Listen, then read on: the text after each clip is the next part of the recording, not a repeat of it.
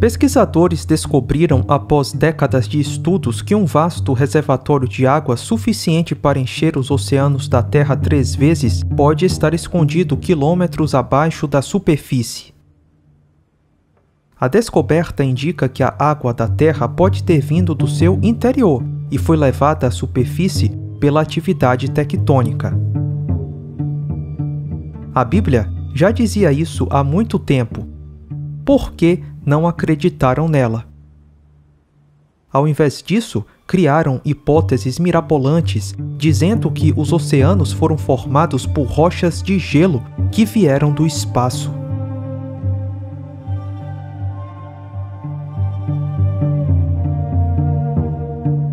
Eles voluntariamente ignoram isto, que pela palavra de Deus, já desde a antiguidade, existiram os céus e a terra, que foi tirada da água, e no meio da água subsiste. Cientistas russos descobrem oceano gigantesco nas profundezas da Terra. Um oceano subterrâneo maior do que o Oceano Mundial. Sim, existe uma quantidade enorme de água debaixo da Terra. E era exatamente isso que esperávamos encontrar caso um dilúvio que inundou toda a Terra tivesse acontecido.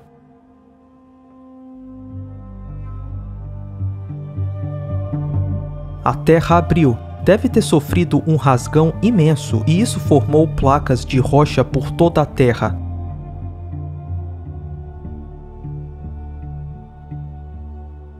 Podemos ver cicatrizes dessa rachadura ainda hoje.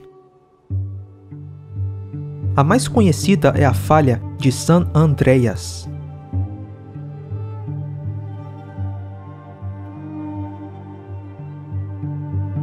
A Terra foi rachada em placas de rocha, e essas placas ainda se movimentam nos dias de hoje.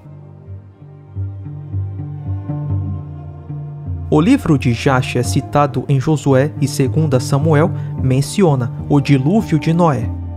E naquele dia o Senhor fez tremer toda a terra, e o sol escureceu, e as fundações do mundo se enfureceram, e toda a terra foi movida violentamente. E o relâmpago flamejou, e o trovão rugiu, e todas as fontes da terra foram abertas, como nunca antes conhecidas pelos habitantes.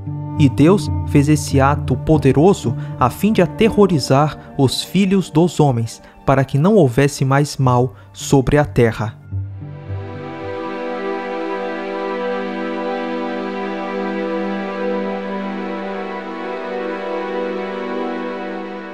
Dilúvios e desastres naturais são terríveis.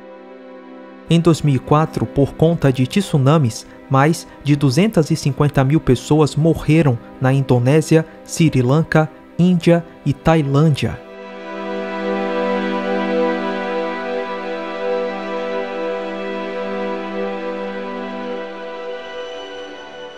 Essa tragédia recente não foi nada comparada com o dilúvio de Noé. Antes da catástrofe do dilúvio, a Terra tinha um único continente. Chamamos isso de Pangeia. Quando as águas do dilúvio subiram, esse único continente foi literalmente rasgado, dando origem aos continentes que conhecemos hoje. Essas placas de rocha se movimentaram muito rapidamente durante o dilúvio.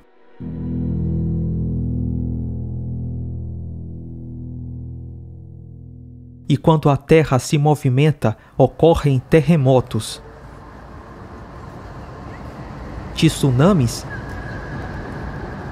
e vulcanismo. Uma verdadeira catástrofe.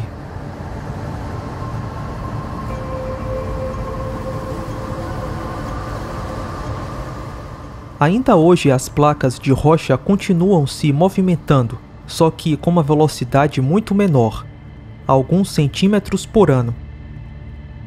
Um resquício do rápido movimento dessas placas no período do dilúvio. O Dr. Walter Braun, PhD em Engenharia Mecânica, tem uma teoria muito interessante sobre tudo isso. a teoria das hidroplacas. A era pré-diluviana provavelmente era constituída de um enorme supercontinente contendo uma vegetação viçosa, mares, rios e pequenas montanhas. De acordo com a teoria da hidroplaca, a era pré-diluviana possuía uma grande quantidade de água subterrânea, mais ou menos a metade da que hoje em dia temos em nossos oceanos. Esta água ficava em câmaras interligadas, formando uma fina casca respiradora, mais ou menos uns 800 metros de largura, talvez uns 16 quilômetros abaixo da superfície da Terra. O aumento da pressão na câmara de água subterrânea expandiu a crosta acima. É uma pressão exuberante, que é quando a pressão interna aumenta. A falha na crosta começou com uma rachadura microscópica que cresceu em ambas as direções, quase a 5 quilômetros por segundo. A rachadura, seguindo o caminho da menor resistência, circulou o globo em mais ou menos 2 horas. Enquanto a rachadura corria pelo globo, a crosta acima se abriu com um rasgão num tecido extremamente esticado. A água subterrânea sofria uma enorme pressão por causa do peso de 16 quilômetros de rochas pressionando sobre ela. Então a água explodiu violentamente para fora da ruptura. Os cálculos demonstram que, ao longo dessa rachadura que circundava o globo, fontes de água saíam em jatos supersônicos a mais de 30 quilômetros para a atmosfera. O borrifo dessas enormes fontes ocasionou chuvas torrenciais como a Terra jamais havia sofrido, tanto anterior como posteriormente. A Bíblia afirma que todas as fontes das grandes profundezas surgiram num só dia. E ela descreve tais acontecimentos há cerca de 4.500 anos atrás, o que agora podemos reunir cientificamente numa ordem de causa e efeito com a teoria da hidroplaca. Gênesis 7:8 diz que as fontes do grande abismo foram quebradas e derramaram água de dentro da terra. Além disso, choveu por toda a terra durante 40 dias e noites. Com essa quantidade de água, não é de se admirar que todas as colinas e montanhas foram cobertas. Todos concordam que o cume do Monte Everest já esteve uma vez sob o fundo do mar, mas nem todos associam o Monte Everest com o dilúvio de Noé, porque acham que não há tanta água assim na Terra para cobrir uma montanha tão alta. Cadeias de montanhas como os Himalaias muito provavelmente se formaram no final do dilúvio. A Terra pré-diluviana tinha poucas montanhas, mas com a catástrofe do dilúvio, terremotos provocaram movimentos verticais de terra. As montanhas subiram e as águas do dilúvio fluíram dos continentes para as bacias recém-formadas dos oceanos. Devido à falta de erosão, as montanhas devem ter se formado recentemente e rapidamente. Caso contrário, a erosão, em milhões e milhões de anos, já teria desgastado completamente a rocha dessas montanhas. O Grand Canyon é um excelente exemplo da falta de erosão e da recente formação das camadas geológicas. A superfície entre essas duas camadas de rochas nessa montanha do Grand Canyon é plana e pequena. Mas, de acordo com a geologia convencional, existe uma lacuna de 6 milhões de anos entre essas duas camadas de rocha. A camada inferior é uma rocha macia, por isso deve ter erodido muito se tivesse sido exposta por 6 milhões de anos, como diz a geologia convencional. Mas o que vemos é uma rocha com pouquíssima erosão. Isso mostra que a camada de rocha superior foi depositada tão rapidamente que não houve tempo para a erosão da camada inferior. Em outras palavras, essas duas camadas de rocha foram formadas catastroficamente e muito rapidamente.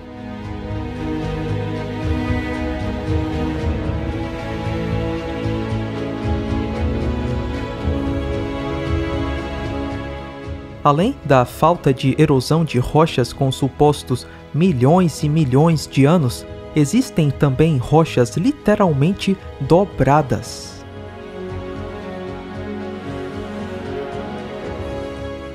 Não é comum as rochas dobrarem. Elas normalmente partem porque são duras e quebradiças. Mas em muitos locais, encontramos sequências inteiras de estratos que foram dobrados sem quebrar, indicando que todas as camadas foram depositadas rapidamente. Essas rochas foram dobradas enquanto molhadas e maleáveis, com as altas pressões e temperaturas das águas do dilúvio.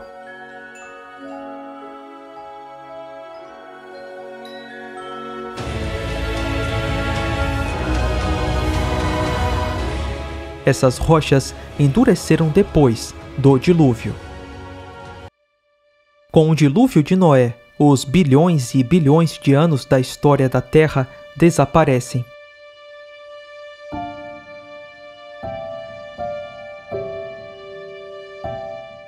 As águas do dilúvio não enterraram apenas os animais, mas também a vasta vegetação viçosa da terra pré-diluviana. O sepultamento dessa quantidade enorme de vegetação da terra pré-diluviana foi rápido. As águas do dilúvio, com altas pressões e temperaturas envolvidas, formaram o carvão e o petróleo que temos hoje na Terra.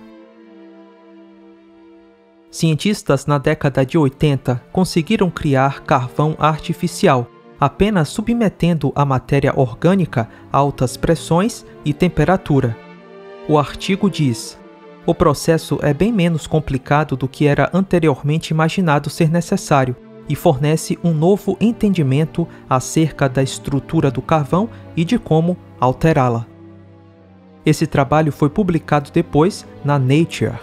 O artigo da Nature diz: o Innas e seus colegas do Laboratório Nacional Argonne levaram menos de um ano para preparar um carvão sintético inteiramente caracterizado. O material que produziram não pode ser distinguido do carvão verdadeiro. Em menos de um ano, um carvão sintético que não pode ser diferenciado do natural foi produzido. Lembre-se que, segundo o evolucionismo, a síntese do carvão se deu há mais de 200 milhões de anos. Já sabemos que o carvão pode ser produzido muito rapidamente, sob certas condições de temperatura e pressão. Mas, e o petróleo? É possível produzir petróleo de forma rápida? Segundo o evolucionismo, a origem do petróleo na Terra tem milhões de anos e aconteceu pela decomposição de fósseis que se transformaram em óleo. Mas será que é necessário milhões e milhões de anos para formar o petróleo? E se pudermos demonstrar que o petróleo é formado ainda hoje, com certas condições de temperatura e pressão? We are developing a process where we can use a vast amount of different biomass resources. We can convert all these types of biomasses into renewable biocrude oil by applying high heat and pressure, but it only takes 10 minutes. So this is where we now take our biomasses and mix them with water.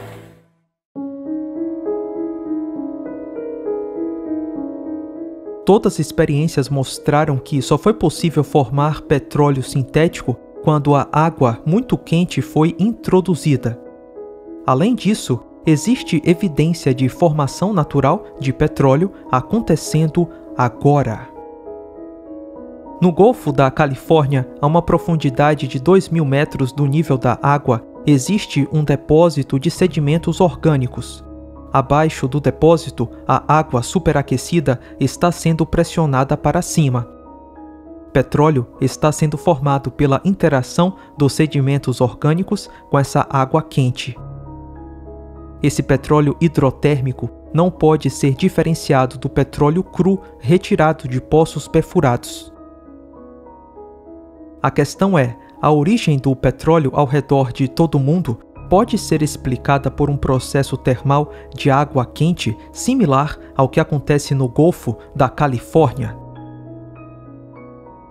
É concebível que um grande dilúvio mundial tenha sido essencial na produção das enormes reservas de petróleo do Oriente Médio e de outras partes do mundo.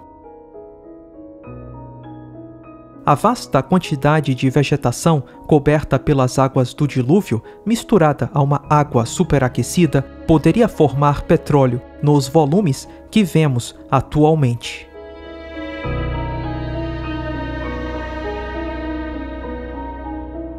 O gigantismo era algo comum na Terra pré-diluviana.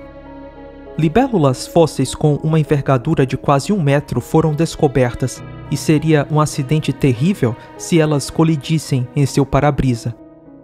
Existem também fósseis de formigas gigantes, vespas gigantes, abelhas gigantes, aranhas gigantes, tartarugas gigantes. Veja essa concha gigante de mais de 40 centímetros. O gigantismo é uma evidência clara de uma Terra pré-diluviana e que tinha uma atmosfera totalmente diferente da nossa. Essa atmosfera e a maior proteção que a Terra pré-diluviana tinha da radiação do espaço permitiu que os animais crescessem tanto ao ponto de serem gigantes.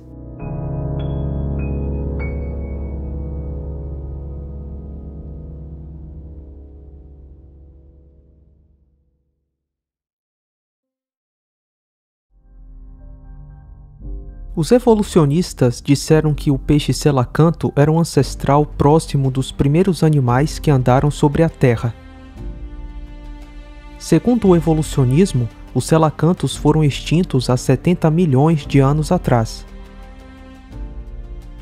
Porém, em 1938, para surpresa dos evolucionistas, um selacanto foi pescado na África do Sul. O selacanto pescado é praticamente idêntico ao selacanto fóssil.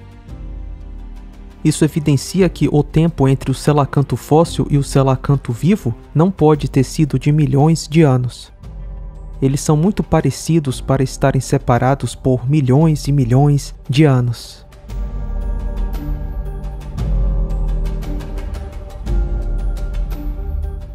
Como é possível confiar na história evolutiva? Esse animal, anunciado por muito tempo como um elo perdido, um transicional da evolução, ainda está vivo. O tubarão-cobra era considerado pelos evolucionistas um animal extinto há 90 milhões de anos. Porém, em 2007, o tubarão-cobra foi filmado no Japão, em 2015 na Austrália e em 2017 em Portugal. O tubarão-cobra, chamado de pré-histórico por muitos livros evolucionistas, está nadando por aí. O monstro, que não era esperado ser encontrado vivo, persiste por supostos 90 milhões de anos.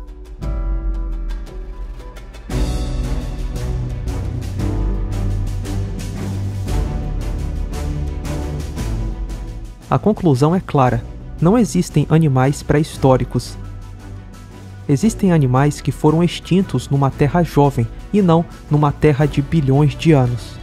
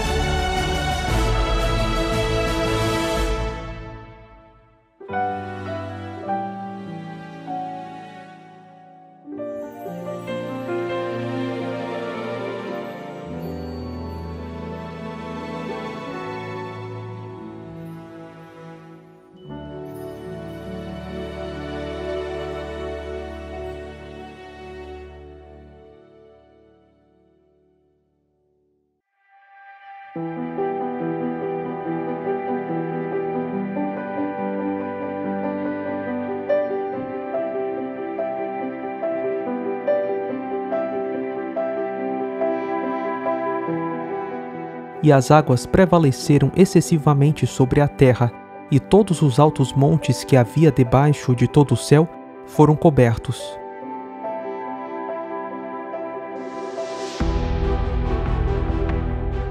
Pereceu o mundo de então, coberto com as águas do dilúvio. Depósitos de água nas camadas rochosas abrangem todos os continentes. Isso não acontece em enchentes locais. As camadas rochosas que cobrem todo o mundo contêm a maioria dos fósseis conhecidos. Pelo menos 95% desses fósseis são de animais marinhos invertebrados. Foram achados moluscos junto com fósseis de criaturas terrestres, junto com fósseis de insetos, tartarugas, aves e até dinossauros. O que isso quer dizer? Um enorme e repentino dilúvio enterrou todos esses animais juntos. Um rápido fluxo de água. E foi exatamente isso que encontramos: muita água e muitos fósseis. O Monte Everest, a Cordilheira dos Himalaias, Apalaches e a maior parte das montanhas do mundo são compostas por sedimentos que vêm do fundo do oceano. E por incrível que pareça, o cume dessas montanhas é cheio de fósseis de criaturas marinhas. Que tipo de catástrofe enterraria criaturas marinhas no topo de altas montanhas? Certamente um dilúvio que inundou toda a Terra. Sendo uma catástrofe tão grande, certamente muitas coisas vivas morreram pelas águas do dilúvio. Até mesmo criaturas marinhas soterradas muito rapidamente pela lama das águas do dilúvio. A maioria desses animais eram de tecidos moles. Eles são tão bem preservados que você pode ver a comida nos seus estômagos. Até parece que eles foram enterrados e preservados quase que instantaneamente. Cemitérios fósseis são encontrados em todo o mundo e evidenciam um dilúvio catastrófico que ocorreu por toda a Terra. As fontes das profundezas e a expansão do vapor produziram ventos violentos. Parte da água saindo em jatos acima da gélida estratosfera congelou, e cristais de gelo causaram enormes tempestades de neve, enterrando, sufocando e instantaneamente congelando vários animais. As fontes de alta pressão causaram erosão na rocha em ambos os lados da fenda, e até mesmo através dos conteúdos lamacentos de muitos mares no período pré-diluviano, enormes volumes de sedimentos se espalharam através dessa água lamacenta por toda a Terra. Os sedimentos foram ficando retidos, enterrando plantas e animais, formando os registros de fósseis. O registro fóssil mostra sinais claros de sepultamento rápido e catastrófico. Existem fósseis de peixes com seu último jantar ainda na boca ou dentro das suas barrigas. Esse peixe, por exemplo, foi sepultado enquanto ainda estava dando à luz.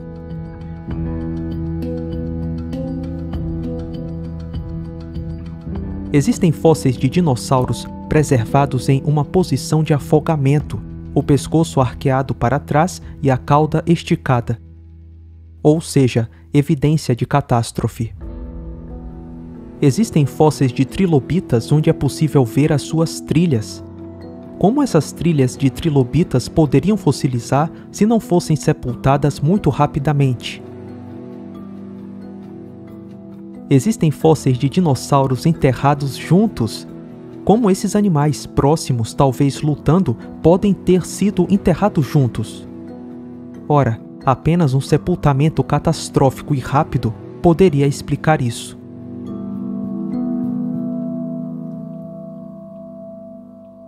Existem fósseis de animais no momento do acasalamento. Ora, como isso é possível? Apenas um evento catastrófico pode explicar o sepultamento de animais enquanto estavam acasalando. Como um processo de sedimentação lenta e gradual poderia fazer isso? Existem fósseis de dinossauros com tecidos moles, incluindo vasos sanguíneos e células vermelhas. Ora, essas coisas se degradam muito facilmente e rapidamente. Apenas um sepultamento rápido e recente poderia preservar coisas tão frágeis.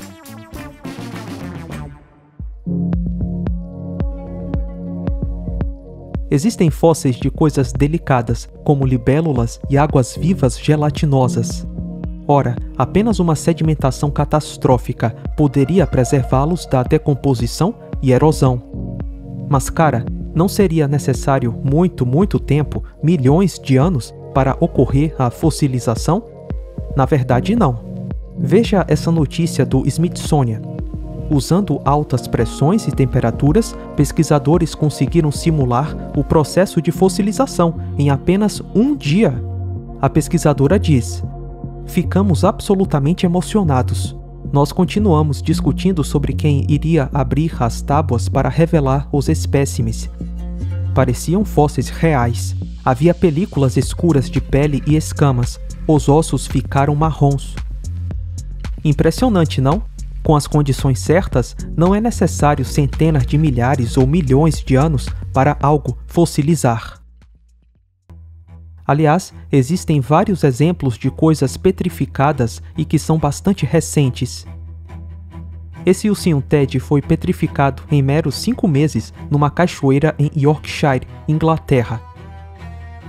Quando a água bate nos objetos pendurados nessa cachoeira, a calcita mineral é depositada junto com pequenas quantidades de outros minerais. Esses minerais se acumulam e revestem o objeto pendurado com uma crosta de rocha. A revista Scientific American escreveu um artigo sobre essa cachoeira, dizendo: "Existe um fluxo bem conhecido de água petrificante em Yorkshire, Inglaterra. É uma cascata do rio Nid, com cerca de 4,5 metros de altura. Essa cascata tem uma infinita variedade de objetos pendurados para serem petrificados pela água que escorre sobre eles.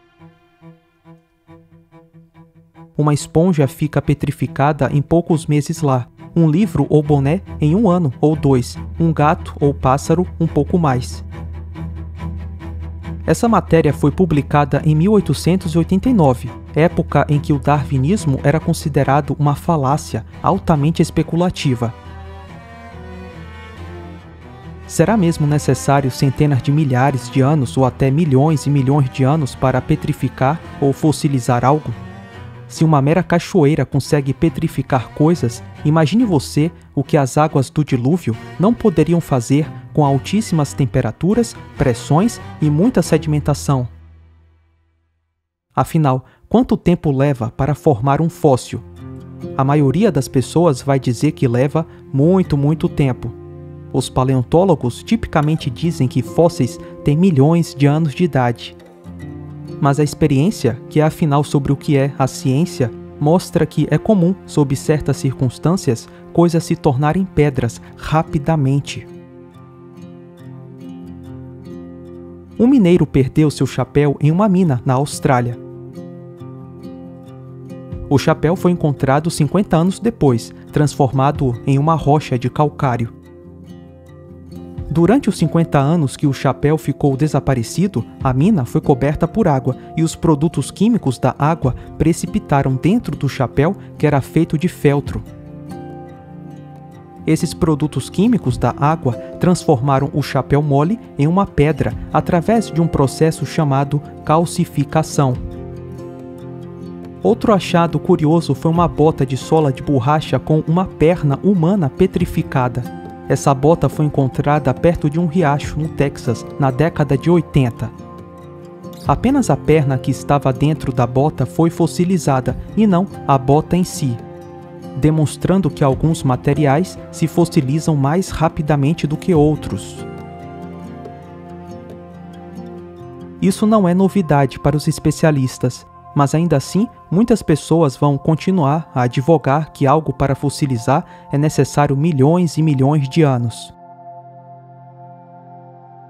Veja os fósseis de troncos de árvores em posição vertical atravessando várias camadas sedimentares. É uma clara evidência de soterramento rápido e não de um processo de milhões e milhões de anos. Como o tronco da árvore permaneceu intacto para ser soterrado durante milhões e milhões de anos por diferentes camadas sedimentares? Não faz sentido nenhum. Apenas uma catástrofe, tipo um dilúvio, pode explicar esses fósseis.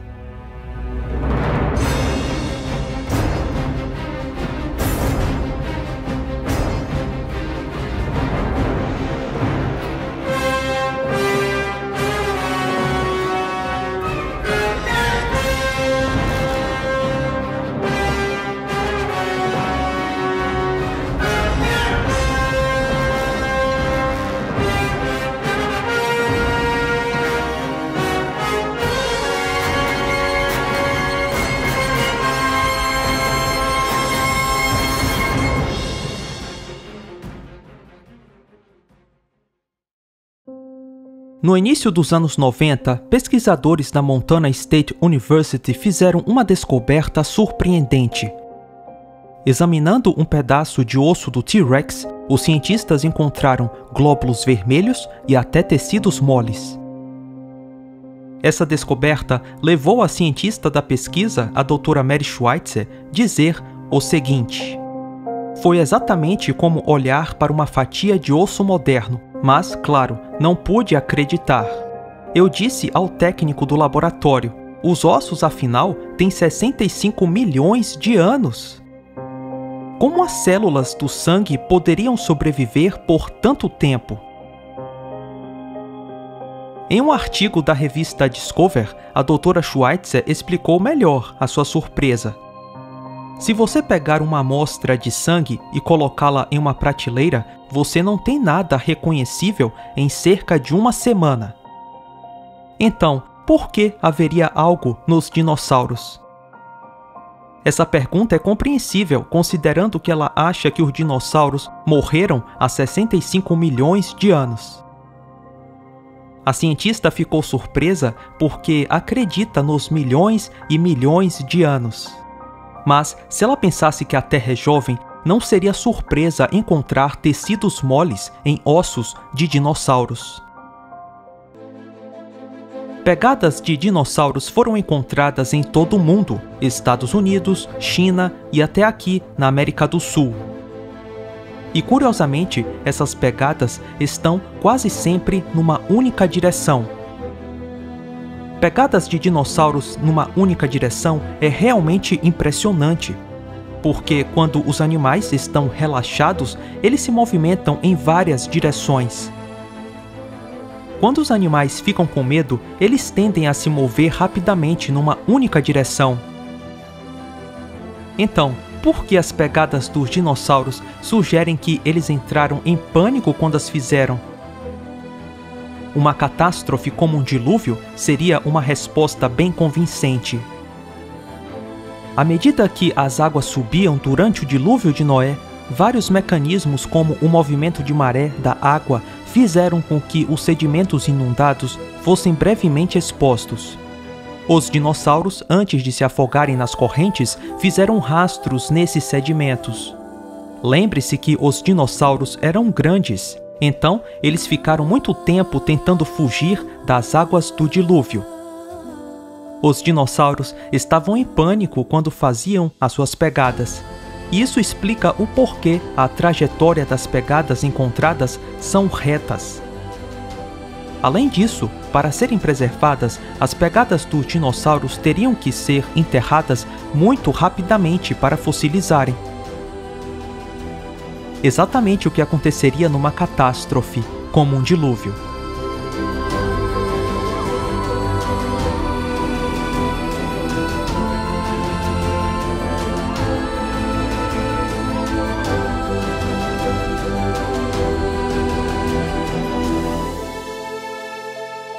Todos esses dinossauros estavam juntos por uma razão.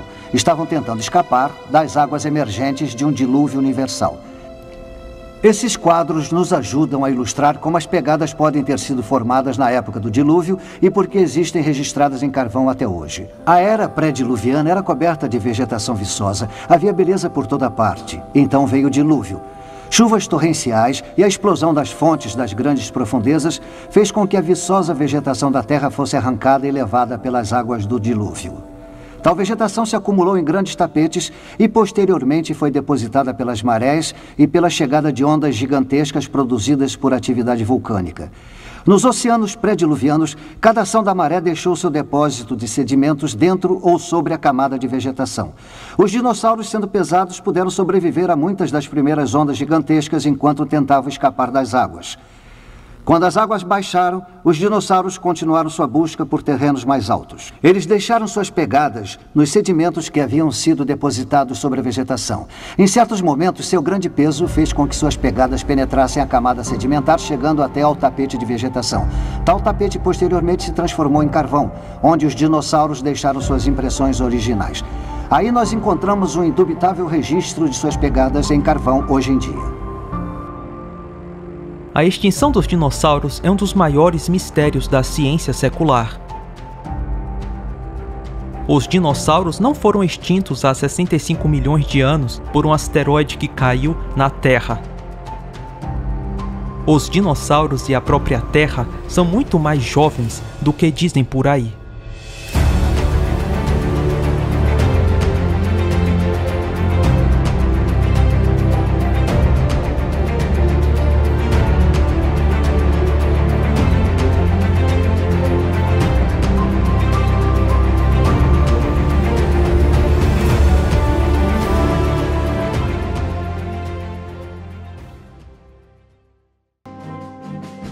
Antes do dilúvio, muitos acreditam que a atmosfera da Terra tinha uma grande camada de vapor d'água. Esse vapor foi colocado na Terra no segundo dia da criação. A separação das águas debaixo do firmamento com as águas acima do firmamento. Todas as fontes subterrâneas de água jorraram da terra. E a chuva caiu do céu em grandes temporais, e continuou sem parar por 40 dias e 40 noites. A chuva de 40 dias e 40 noites pode ter sido o colapso dessa cobertura de vapor. Na Terra pré-diluviana, as condições climáticas eram bem diferentes das de hoje. Quando a Bíblia fala desse tempo, ela menciona coisas que as pessoas pré-diluvianas nunca tinham visto. Pela fé, Noé, divinamente avisado das coisas que ainda não se viam, temeu e, para a salvação da sua família, preparou a arca. Talvez as pessoas da era pré-diluviana nunca viram uma tempestade. O segundo capítulo de Gênesis conta que uma neblina subia da terra e regava a superfície da terra. Um vapor, porém, subia da terra e regava toda a face da terra.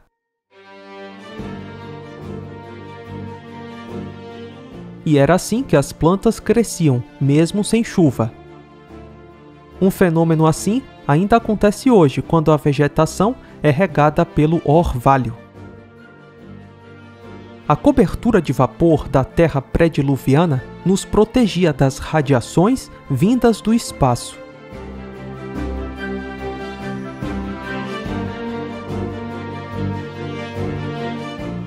A proteção que essa camada de vapor fazia era muito maior do que a proteção que temos hoje. E essa proteção foi um dos principais fatores para que os seres humanos na época de Noé vivessem tantos anos. O envelhecimento é causado por mutações nas nossas células. A radiação provoca mutações. Com uma atmosfera adequada e com uma forte barreira às radiações, nós viveríamos muito mais. A cobertura de vapor da Terra pré-diluviana causaria um efeito estufa mantendo uma temperatura estável em toda a terra. Não haveria lugares com neve e nem desertos. Era uma terra de vegetação viçosa.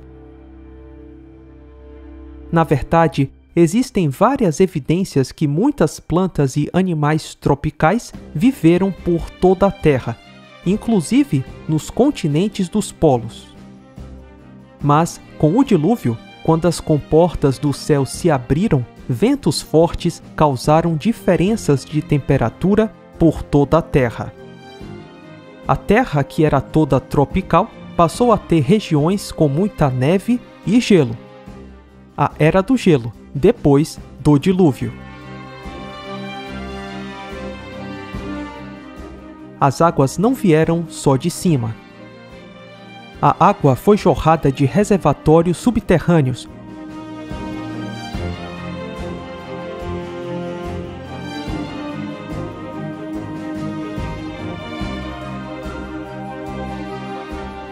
Enormes explosões expelindo rochas derretidas. As águas continuavam subindo e cobriram todas as montanhas da época, até que a chuva parou.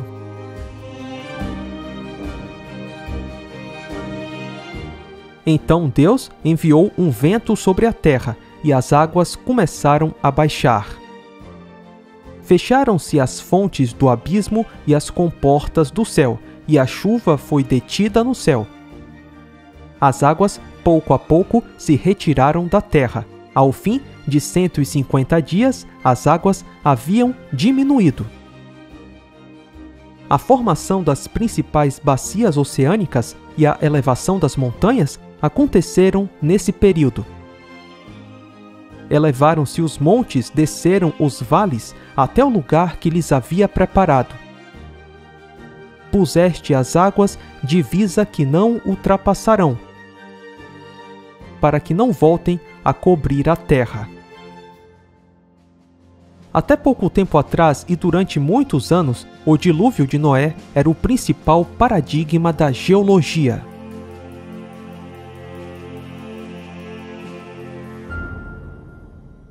Ainda hoje, alguns geólogos usam o dilúvio de Noé para explicar a história da Terra. Eles acreditam, a partir das evidências, que o dilúvio de Noé foi um fato histórico. No dilúvio, enquanto a Terra estava sendo elevada, as bacias oceânicas afundaram.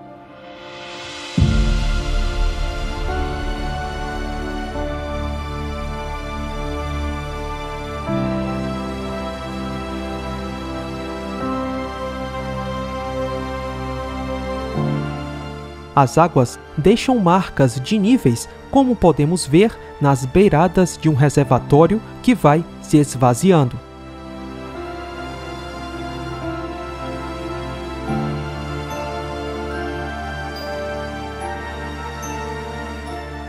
Assim, se aconteceu um dilúvio mundial, nós esperamos ver esse mesmo tipo de marca na costa dos continentes ao redor do mundo.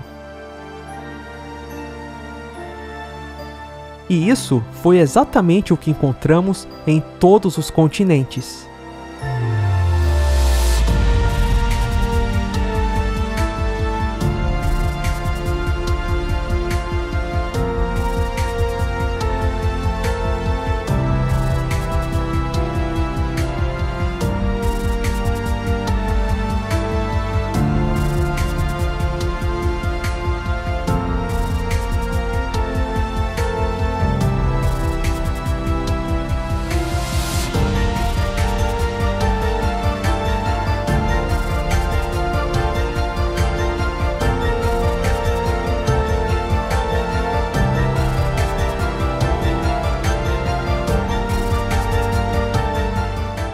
Esse mesmo efeito pode ser visto em vários lagos que represaram as águas do dilúvio.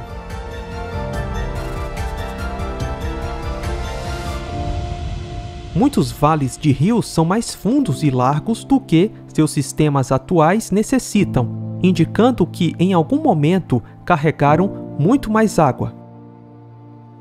Na verdade, a maior parte da terra está coberta com as águas do dilúvio.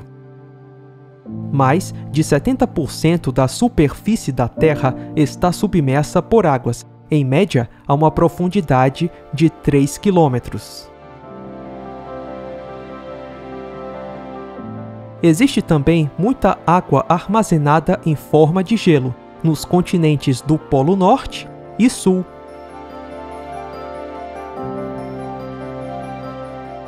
As águas do dilúvio ainda estão por aí.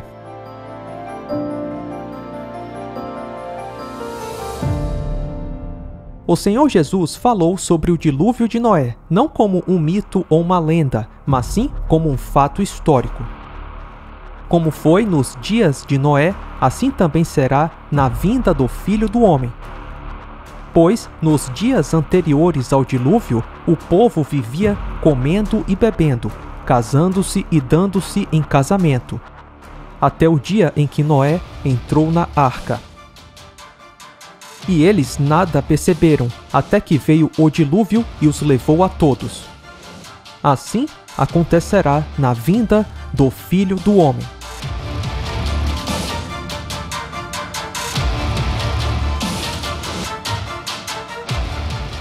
O Senhor Jesus está dizendo que o mundo, na sua volta, será semelhante ao mundo dos dias de Noé. E o mundo, nos dias de Noé, não era bom. E viu o Senhor que a maldade do homem se multiplicara sobre a terra, e que toda a imaginação dos pensamentos de seu coração era continuamente mal. A terra estava corrompida aos olhos de Deus e cheia de violência.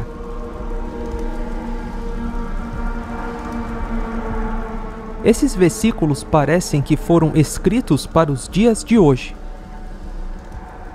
Toda maldade e corrupção que acontecem hoje trarão julgamento sobre o mundo, mais uma vez, assim como nos dias de Noé.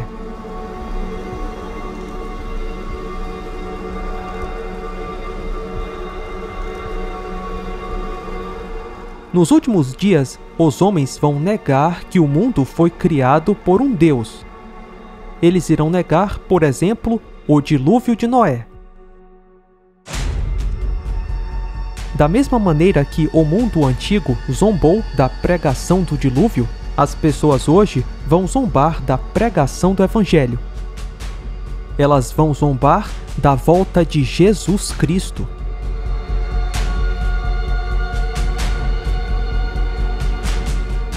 Pedro escreve: Ora, os céus que agora existem e a terra, pela mesma palavra, têm sido entesourados para o fogo, estando reservados para o dia do juízo e a destruição dos homens ímpios.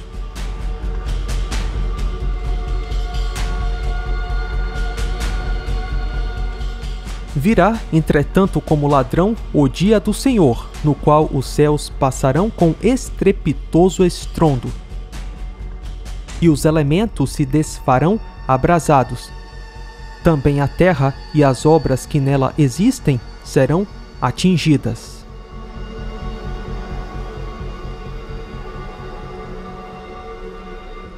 Deus não quer condenar ninguém. Ele quer que todos sejam salvos. Pedro continua: Ele é extremamente paciente para convosco e não quer que ninguém pereça, mas que todos cheguem ao arrependimento. Nos dias de Noé, Deus avisou por mais de 100 anos que iria mandar um dilúvio sobre a terra. Por 120 anos, Noé construiu a arca e pregou para o mundo antigo. Você acha que alguém ouviu o que ele disse? Nenhum de nós merece a salvação. A salvação é um favor imerecido. Todos nós somos pecadores. Todos nós fomos injustos e desobedientes a Deus. Porém, na cruz do Calvário, Jesus Cristo sofreu o julgamento de Deus e pagou o preço dos pecados de toda a humanidade.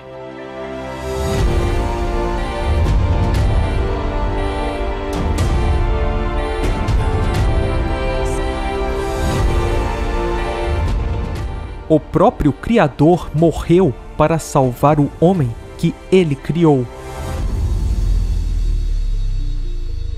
Quem ouve a minha palavra e crê naquele que me enviou tem a vida eterna e não entrará em condenação, mas passou da morte para a vida. A fé de Noé nas palavras de Deus o salvou. Ele precisou acreditar para ser salvo. E esse mesmo tipo de fé nas palavras de Deus pode te salvar. É pela fé que obedecemos a Deus. Foi pela fé que Noé construiu a arca. Foi pela fé que Noé e sua família entraram na arca, mesmo quando não havia nenhum sinal de chuva. Noé e a família dele tiveram que passar pela porta da arca para serem salvos. Você e sua família também precisam passar por uma porta se quiserem serem salvos. Essa porta é Jesus, o Filho de Deus. Eu sou a porta. Qualquer pessoa que entrar por mim será salvo. No dilúvio de Noé, quem estava fora da arca morreu. Assim também é com Jesus. Quem estiver fora dele vai morrer.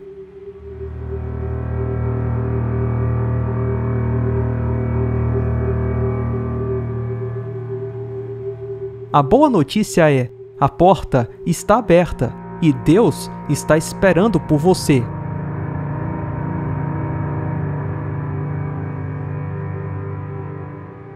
Mas lembre-se, a porta não estará aberta para sempre.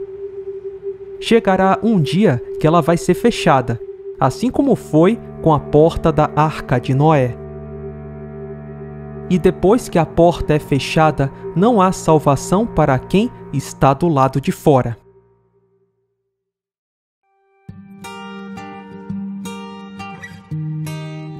Não perca essa oportunidade. Entre na porta, enquanto ainda é tempo.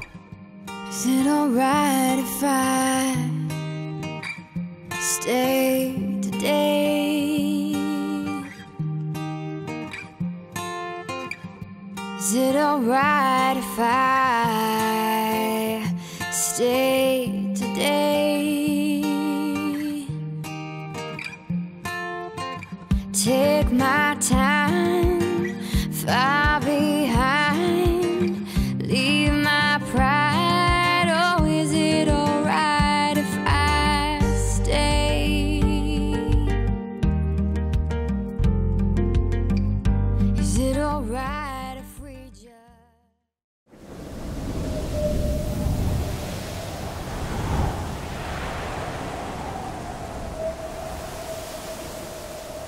Se realmente aconteceu um dilúvio mundial e se todos nós somos filhos de Noé, seria estranho que apenas um povo lembrasse disso.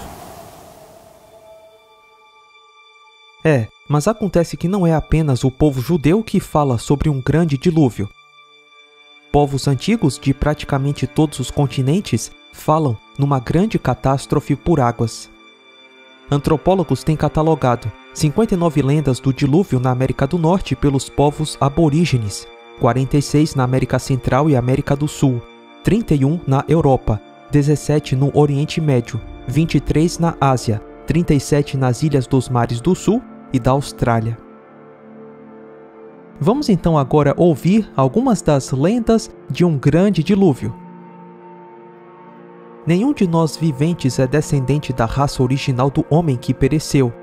Nós, numerosos como somos, não somos mais do que uma segunda raça nascida de Deucalião.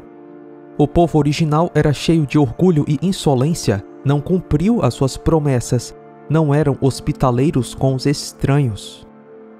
A terra se tornou perversa e sem cuidado de adorar os deuses.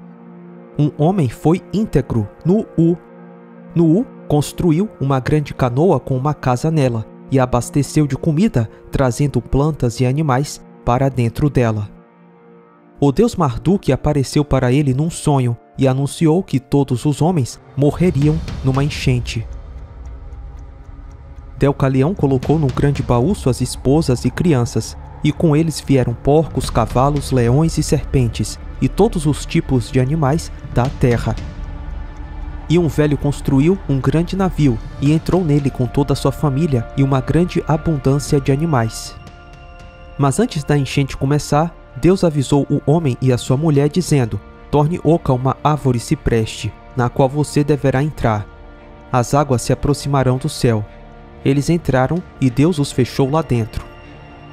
A terra abriu as suas comportas de repente, grandes chuvas caíram, os rios transbordaram. Os rios, partindo-se, correram pelas planícies, trazendo consigo as plantações de milho, os túmulos, rebanhos, homens, casas e templos. Como tronco de árvores, os cadáveres flutuavam, como desova, os peixes ocupavam o mar.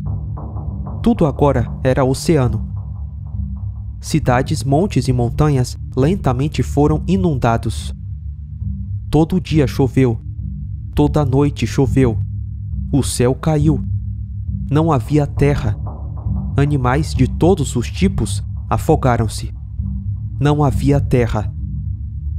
Os pássaros voaram por muito tempo sem achar terra onde repousar, e eles caíam no mar. Exceto Deucalião, que por sua virtude e piedade foi salvo para dar vida a uma nova raça humana. Depois de um ano, as águas começaram a baixar. Um vento violento então veio e secou a terra. As pessoas salvas foram 8 em número. Todas essas histórias de um grande dilúvio, feitas por povos antigos, têm semelhanças. A raça humana está decadente, cheia de transgressões. Um Deus envia um dilúvio como punição. Instruções são enviadas a um indivíduo justo para construir um navio. O dilúvio destrói a raça humana corrompida. Depois do dilúvio, uma nova humanidade, menos pecadora, começa para repovoar a terra. São muitas pessoas de diferentes culturas e épocas falando essencialmente a mesma história.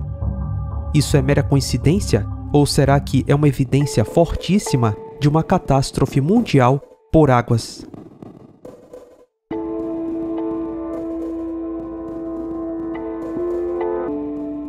A Bíblia fornece as medidas da Arca de Noé. Pegue madeira boa e construa para você uma grande barca. Faça divisões nela e tape todos os buracos com piche, por dentro e por fora.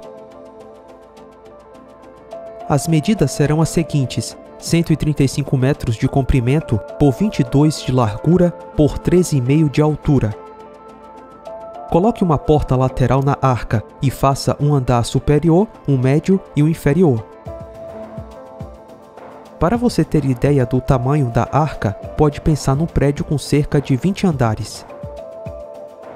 A Arca de Noé seria então a maior embarcação marítima construída até o final do século XIX, quando os navios de metal começaram a serem construídos. A Arca de Noé tem uma proporção entre o comprimento e a largura de 6:1. Essa proporção é excelente para a estabilidade de um navio em alto mar. Com essa proporção, seria praticamente impossível a arca virar. Como Noé saberia disso? Ora, é óbvio, foi o próprio Deus que forneceu as medidas da arca. E não há ninguém maior que o Criador para saber das coisas. De tudo que vive, de tudo que é carne, farás entrar na arca 2 de cada espécie, um macho e uma fêmea. Uma questão que sempre aparece quando se fala da Arca de Noé é a seguinte: a arca era grande o suficiente para tantos animais? Ora, pelas medidas descritas no livro de Gênesis, a arca tinha cerca de 5.600 metros cúbicos. Isso seria equivalente a cerca de 570 vagões de trem.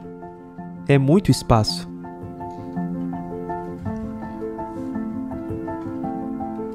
Agora vem a questão: quantos animais terrestres deveriam entrar na arca para sobreviverem ao dilúvio?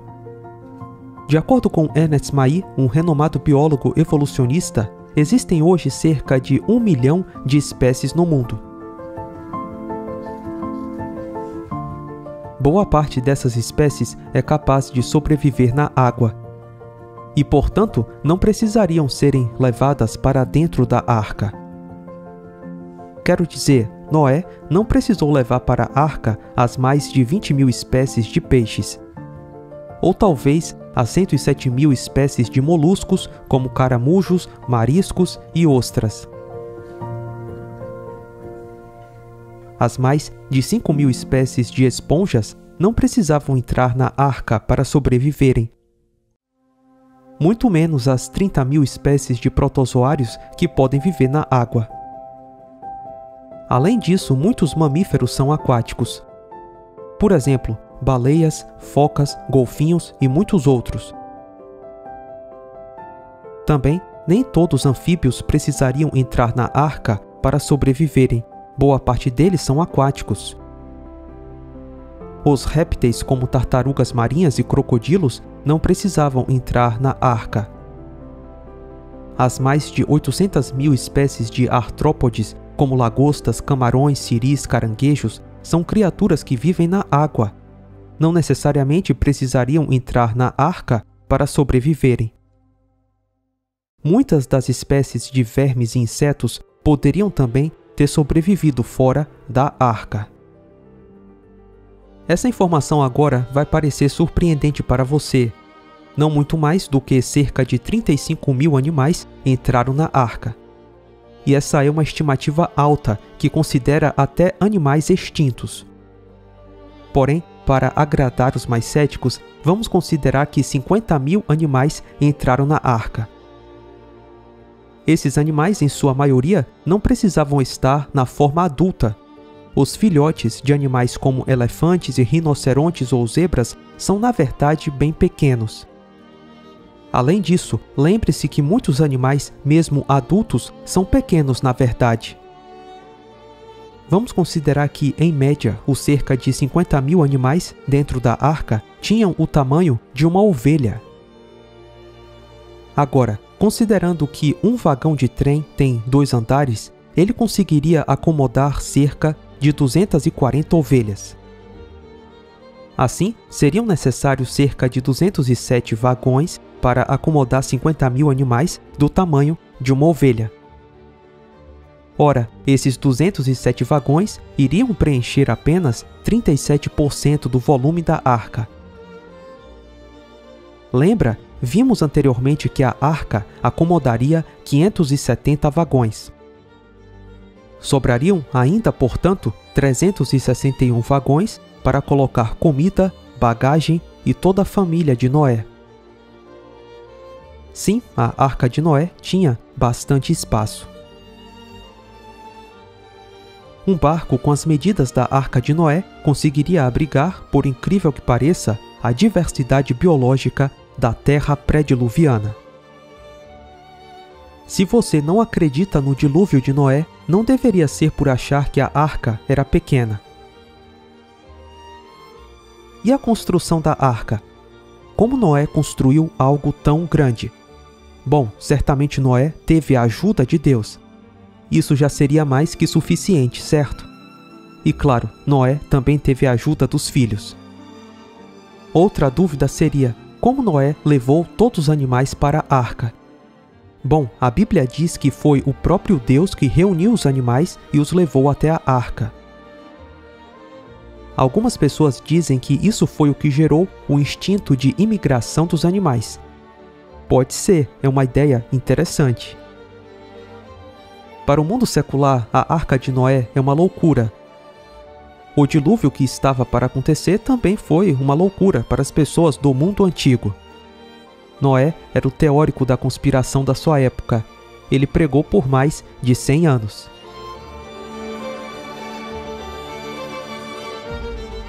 A arca de Noé e o dilúvio estão no coração de todo cristão que acredita na Bíblia, no poder e no julgamento de Deus.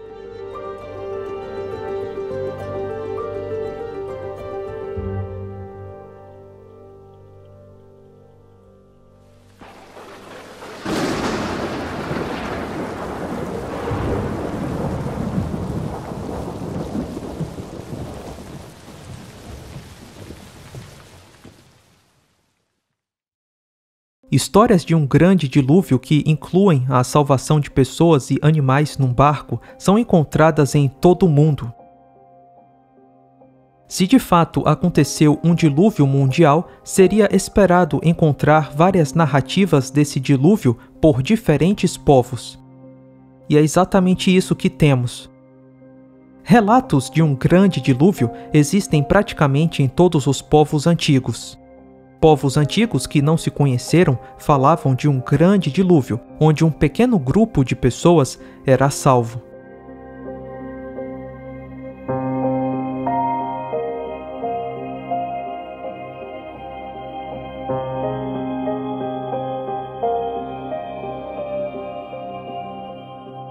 Existem mais de 270 relatos de diferentes culturas ao redor do mundo sobre um dilúvio. Todo mundo no passado falava em um grande dilúvio. Por quê? Porque de fato aconteceu.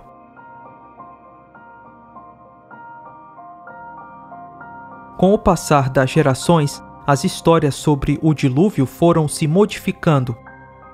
Mas ainda assim, podemos perceber muitos pontos em comum. A fonte original de onde surgiu toda a ramificação do relato do dilúvio está na família de Noé. A Bíblia diz que a terra foi destruída durante o dilúvio. A terra antes e depois do dilúvio não é a mesma. E ainda hoje podemos ver inúmeras evidências dessa recente catástrofe por águas.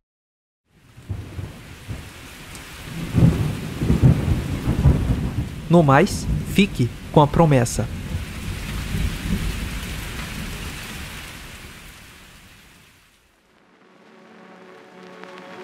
The world is here and static, but I am asymptomatic. I'm the only one out here on the floor. The foundation is shaking and the windows all are breaking, but I'm not about to run for the door. Save yourself by never wishing you were somebody else. Stay for the fire and swim through the night of the flood. Hold up your ladder and sing for the ones that you lost.